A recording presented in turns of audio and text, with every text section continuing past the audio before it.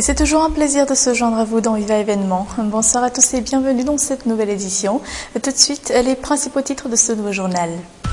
Aéroport d'Ivat, la gendarmerie nationale récupère 18 lingots d'or pesant pas moins de 20 kilos. Les détails dans cette édition. Politique inévitable, le gouvernement Coolroger se casse en morceaux. Le remaniement gouvernemental est imminent. Des précisions dans quelques instants. Après celui de Vassakos, un nouvel incendie fait des dégâts matériels considérables à Mbdmit. La mousson inonde le Pakistan et fait plus de 450 morts. Nous irons sur place dans quelques minutes.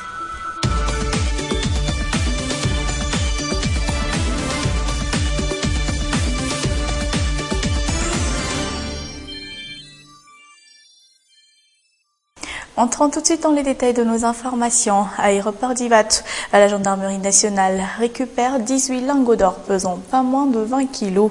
Des lingots d'or prêts à embarquer pour Bangkok et Guangzhou. Les détails en images avec Anne Rissou et Yves Janel.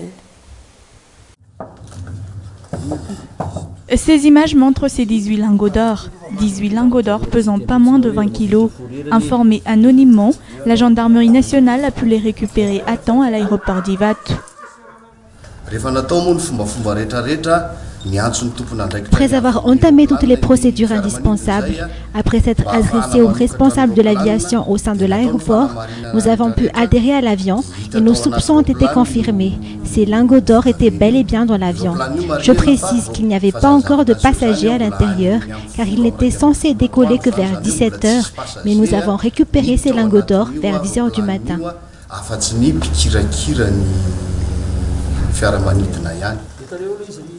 La gendarmerie nationale a entamé une enquête concernant l'exportation illicite de lingots d'or il y a de cela 3 mois. La valeur de ces 20 kilos de lingots d'or est estimée à 3 milliards d'ariars.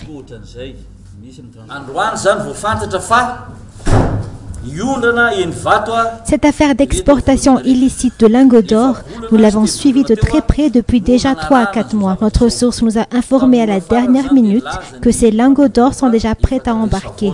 Alors nous avons tout de suite envoyé nos hommes à Ivatu. Ces lingots d'or étaient placés sous les sièges des membres de l'équipage.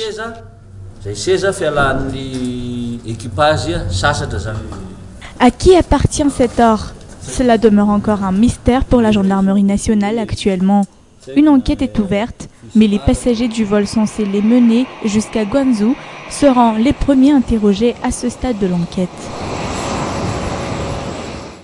Et comme je vous le disais en titre, après celui de Vassakos ayant coûté la vie à un père de famille mercredi dernier, un nouvel incendie s'est déclenché hier soir, mais cette fois-ci à Mbdmit.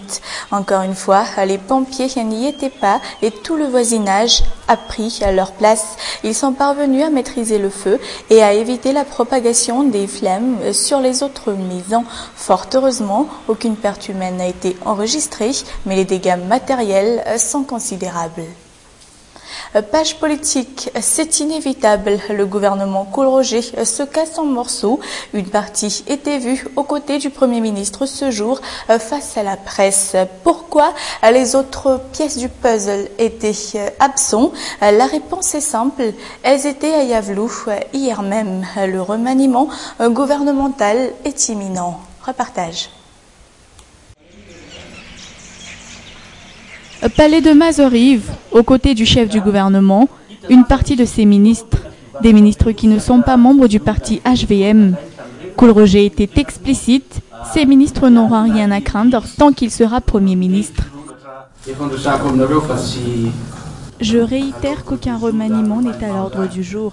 Ces ministres qui sont là autour de moi, je les apprécie particulièrement et ils garderont leur place en cas de remaniement.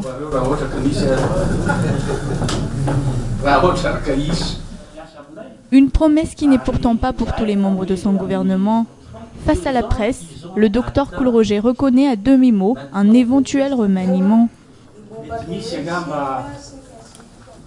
Et s'il y a un ou deux ministres, ou même plus que ça, qui ne pensent qu'à leurs intérêts personnels, je veillerai personnellement à ce qu'ils quittent mon gouvernement, tout comme je le ferai avec ceux qui mépriseront la politique mise en place au sein du gouvernement.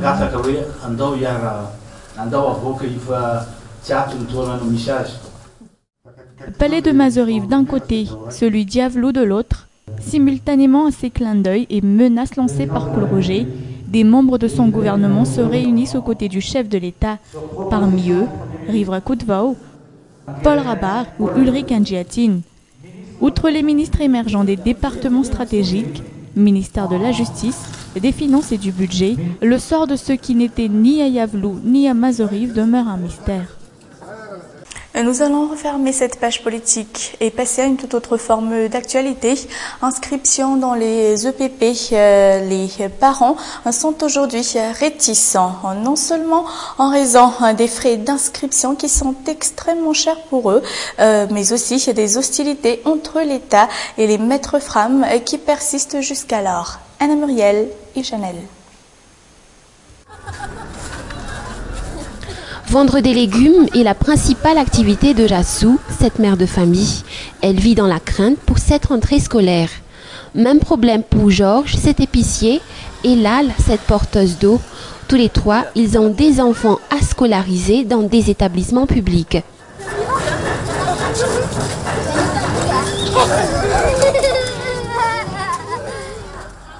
Puiser, puis porter de l'eau dans chaque maison, telle est la seule activité de cette mère de famille. Un travail qui n'arrive pas à couvrir certaines dépenses, comme le paiement des frais d'entrée de ses enfants. Une dépense qui lui a coûté quelques milliers d'aliards déjà. J'ai déjà réglé les droits, il ne reste plus que les frais d'inscription. J'ai déjà payé 26 000 aliards à Tsaralalan. 120 000 aliards.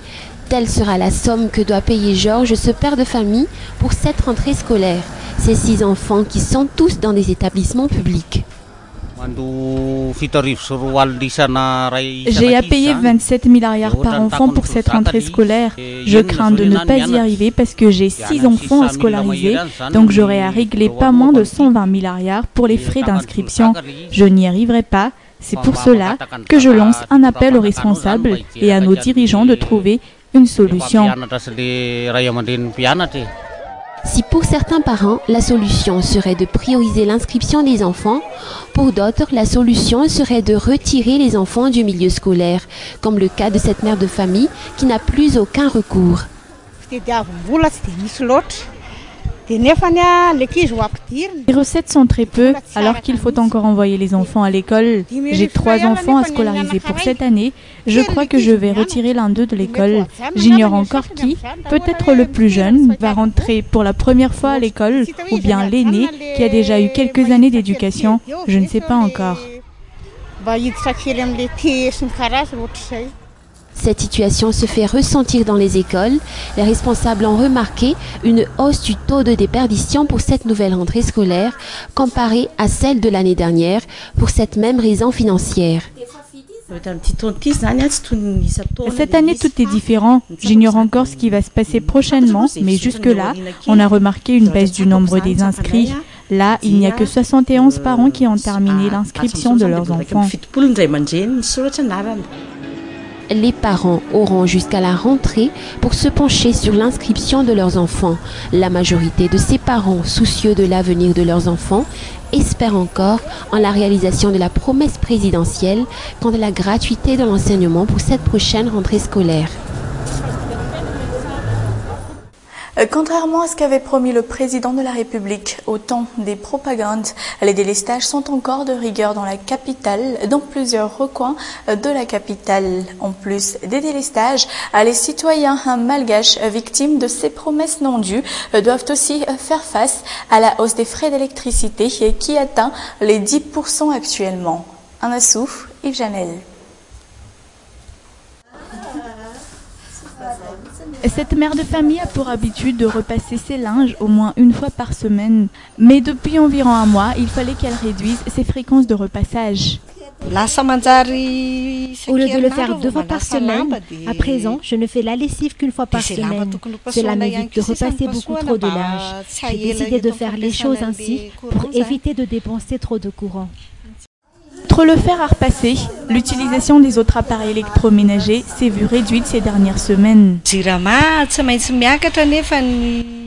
Nous évitons de brancher tout le temps les appareils électroménagers comme la télé ou la radio. On ne peut plus se le permettre. Les temps sont durs, l'électricité coûte très cher, alors qu'il faut aussi penser aux dépenses quotidiennes.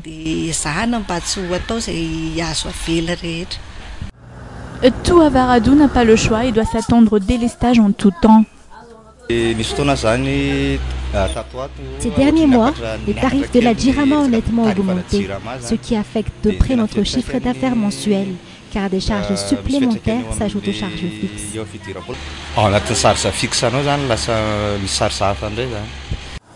Une hausse de 10% en à peine 2 mois. Quelle en est la cause? Pourquoi les délestages ne touchent que quelques quartiers de la capitale seulement? Là se pose la question. Point final de cette édition. Merci à tous de votre attention. Prochain rendez-vous avec Viva Événement demain à la même heure. Excellente soirée en compagnie de Viva. Au revoir.